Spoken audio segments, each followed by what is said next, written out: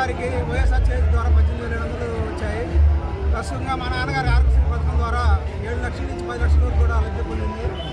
మరి ఆరోగ్యశ్రీ పథకం లేకుంటే మరి మా నాన్నగారు కూడా మాకు లెక్కేవారు కాదు. క్యాన్సర్ వచ్చి తీవ్రమైన ఇబ్బందులు గురైతే మరి మన ఎమ్మెల్యే గారి దృష్టికి తీసుకెళ్ళగా మరి మణిపాల్ హాస్పిటల్ వైద్యం చేయించి మరి ఆరోగ్యశ్రీ ద్వారా మనకు 7 లక్షల నుంచి 10 లక్షలు కలిగింది. వైఎస్ జగన్ ప్రభుత్వం వచ్చిన తర్వాత మా పిల్లలకి అమ్మఒడి ద్వారా లబ్ధి పొందింది. అలాగే మా అమ్మగారికి వైఎస్ఆర్ చేతి ద్వారా లబ్ధి పొందింది. అలాగే మా నాన్నగారికి ఆరోగ్యశ్రీ ద్వారా కూడా 7 లక్షల నుంచి 10 లక్షల వరకు లబ్ధి పొందాము. గతంలో ఏ ప్రభుత్వం చేయని అభివృద్ధి పథకాలు కూడా జగన్ తీసుకొచ్చారు.